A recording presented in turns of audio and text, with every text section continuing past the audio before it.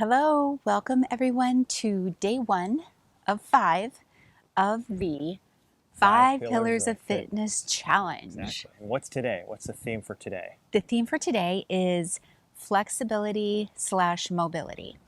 Okay. And then what would be the difference between mobility and flexibility? Is there a general working definition? All right, so mobility typically, first of all, there's a lot of carryover, but mobility typically refers to joint, how well the joint's moving. Flexibility refers to more of the contractile tissue of the muscle. So for example, after a knee injury, you might have some scar tissue, and so if I can't bend my knee, that might be more of a mobility issue versus a flexibility issue versus a quad strain, and I can't bend my knee up, and that might be more because of tightness and restriction in the contractile tissue. So there's a subtle little difference, but the bottom line is that you want to be able to work on mobility and flexibility, especially as we get older, right? Yes. Correct. Let's test it out. All right, so the first thing we're going to do is we're going to talk about a sit to rise test. And a couple disclaimers first. This is the cross-legged test. You've probably seen it maybe in the Journey to Health, where you sit back down and you stand back up again. Now, a couple things first. The whole goal of this mobility test is to get you up and down off the floor with the least amount of support needed. Why is that important? So Elizabeth and I in our 50s, it's not a big deal for us to get down on the floor and jump back up again.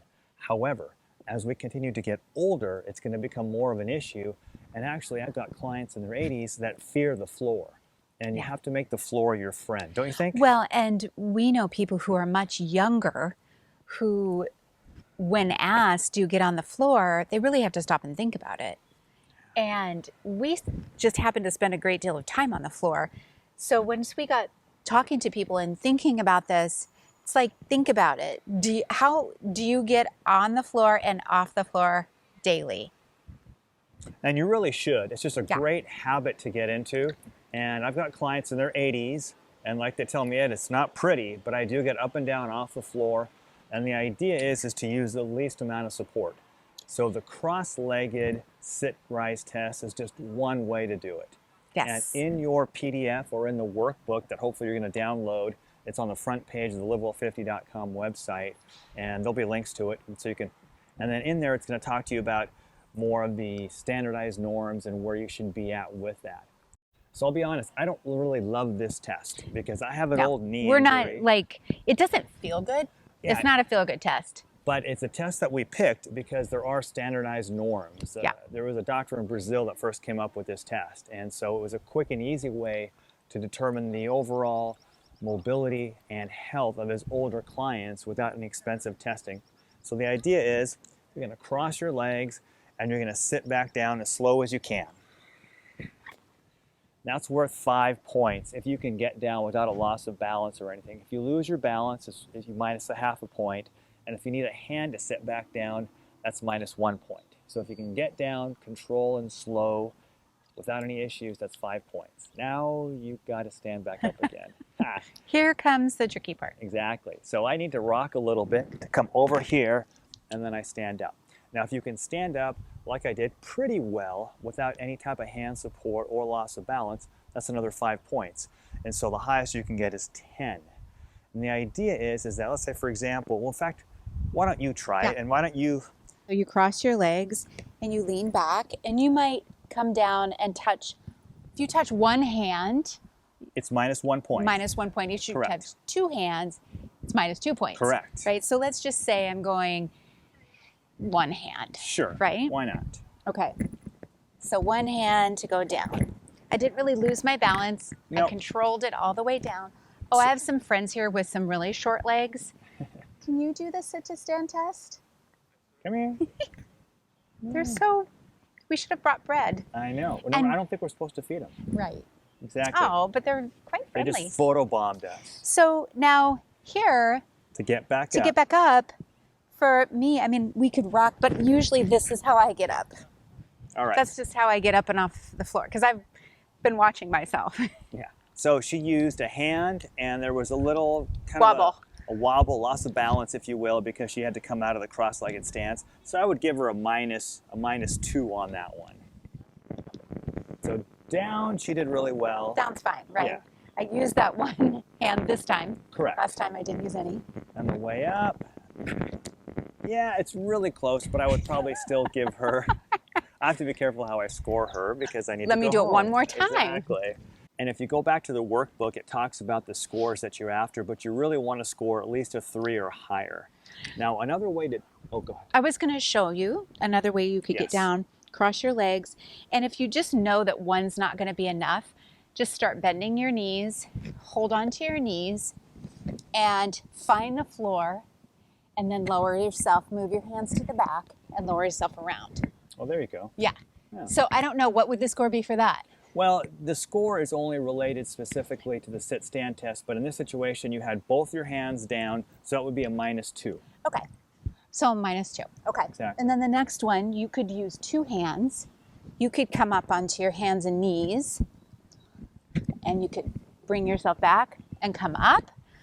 Or if you're here, you can come up to half kneeling and then push up. Exactly. The whole idea is to practice getting up and down off the floor. Another simple way to do it here is a little variation of her. Is whichever leg is your strong leg, you're going to keep that in front. So in this example, my left leg's a strong leg. I can use my hands on my knees if I need to, and I come back down to here. And then I'm here, and then I can side sit and do whatever I need to do. Then I come up to hands and knees here, come up here, and push up. And the whole idea is to be able to get up and down off the floor with the least amount of support, especially as we continue to age. Obviously, it's important to stay strong throughout our lifespan. And so if you're having trouble with lower extremity strength, that could be a reason why you're having trouble getting up and down off the floor. And so simple exercises like even doing a body weight squat and coming back up again. Now, if that's a little bit too much, what you can do is you can do a chair squat. So if you have a chair here, you can sit down, and we're going to test this a little bit in the power, but we can use this as an exercise. Hold our arms across our chest and come up and back down again. Simple sit to stand. And then if you feel like, oh, I don't need the support of the chair for my squats, you can progress to going down and maybe just bumping your bottom and There you standing go. back up. Yeah. Bump the bottom and stand back up. Yeah. And maybe your strength has progressed to where you don't have to hold on to your legs. So again, maybe it's down here, stand up, down here, stand up. What about a lunge? Can you show them a lunge? Yes. Maybe a lunge progression? Well, even a lunge progression you could do at the chair. Like your lunge isn't strong enough for just the backside. So you could go down, sit, there you go. and up, hanging on, and then you have some place to hold your body for a nanosecond, and then you stand up, okay? Then I would say the progression could be like this. Now you don't need any support under the leg, but you need support for your upper body. So then you progress to this. Oh, and if you had another chair, Yes, it could be here. you could be here. I see. Okay, so if you needed a little extra support. Yes. Okay. And then you could progress to lunges, hand on leg and up, nice and slow. And then you might progress to holding weights. Very nice. The global concept here is get yourself up and down off the floor, find out what's limiting you, and then work on trying to improve that. Yeah, and if as far as repetitions and sets, I think a good starting point is like 3 sets of 10. Same exercise, just different orientation so you can see. Perfect. Right, 3 sets of 10 of this. So in between the sets, you would take a minute. You would take maybe a minute's worth of rest. Catch your breath. Catch your breath, take a drink of water, towel off if you're sweating, and then go to your second set. Same thing, take a rest and go to your third set. 3 sets of 10. And I'll have clients that will do the chair squats, and then part of their workout, I'll tell them, look, get up and down off the floor once. Even though it's not pretty, do it once, and then spend the majority of your workout going up and down in your squats to get your lower legs stronger. Yeah. Right. Use the couch. Use very stable furniture at first if you need to. Sure. That's a little bit like using a chair Sure. as needed. Yeah, excellent. All right, now let's talk about upper extremity mobility. Bring one hand up and bring it down as far as you can, and you're going to bring this hand up, and you're going to try to touch. Now, if you can touch or overlap, that is incredible. That's great. The goal is that we want to be within 2 inches away. So let's say, for example, she can't quite go so far. You would just measure from here to here, and that should be within 2 inches. If it's a little bit more than that, then chances are you need to work on your mobility. Let's try the other side. Now, you notice a difference with this, and that's really common to be different from side to side, and that's okay. It just means that you're going to have to work a little bit harder on internal rotation on one of the sides. So if I measure this, this is definitely more than 2 inches. And so I would say, okay, she needs to work a little bit on her internal rotation. So let's show you how you can do that. And oftentimes what you will find is your dominant side. I'm very much right-handed. And you will find that your dominant side is the side that's the tightest because we use it all the time and the muscles are used to contracting most of the time. Absolutely. So a simple way is, let's put this here. This could be a strap, this could be a belt, whatever you have. Even if you don't have a strap, what sometimes works well is just to crouch over, slide that arm up, and then stand up as tall as you can. And the idea is that you want to use the strap just to get a strong but not painful stretch into internal rotation. And we are holding this for? I would hold this for about a 30-second count. Make sure you breathe through it. If you're making a face, you're probably going a little bit too hard. All right, go ahead and bring that down. And then just slowly, with the help of, in this case, my left hand, slowly lowering, because not only is my arm a little bit tight in internal rotation, it's a little bit tender. It's not pain, but you don't want to come out of there really fast and make the muscles contract and rebound. Correct.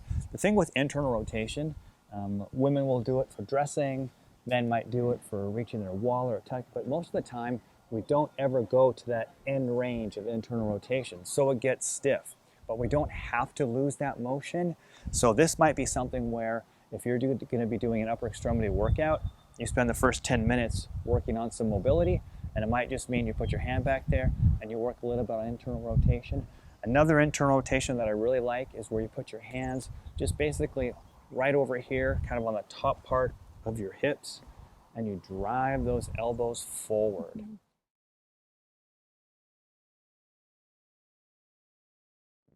So in this example, I'm going to use my left shoulder.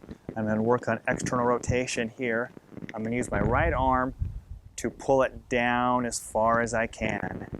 And the right arm is pulling the pole down. Exactly. The left arm is going further into external rotation. Exactly. And I'm getting a strong stretch through my tricep. Can you show them where my tricep is? There. Tricep, right? Exactly. So I'm getting a nice stretch through that tricep here. So that's another way of trying to get some external rotation. So we've talked about how to bring that arm further down and how to bring that arm further up. And like Elizabeth said, your dominant side is almost always going to be tighter, so it might need a little bit more work. Why is upper extremity range of motion so important? You know, putting things up in the cabinets, pulling them out. Exactly. Washing windows. Reaching up to put a sleeve on. Could be here, but you could be reaching up. Yeah, I mean, getting dressed. Getting dressed. You know, all those things. So it's really important. So if you don't use it, you lose it. So make sure you work on shoulder internal and external rotation. If you are a Live Well 50 member, we have that whole course on posture, stretching, and shoulder function. So check it out. It's in the course library. And if you're just 50 and you're like, I can do that. You saw that I had some limitation of my dominant side. Correct. Go ahead and do these tests. Even if you're like, I'm pretty sure I can do that. Give yourself a baseline. You're like, spring 2021, you were thumbs up. And then repeat these tests to see where you are. But you don't want one day to find yourself unable to do something, unable to get dressed, unable to get up off the floor, and to have lost all that time in between. If you have any questions about day 1, let us know, but we will see you tomorrow in day 2. And what's the day 2 challenge? Strength and stability. Oh boy, are we going to be doing planks? I'm thinking so. I'm going to have her do the plank. She'll be the model for the plank. All right, we'll see you tomorrow.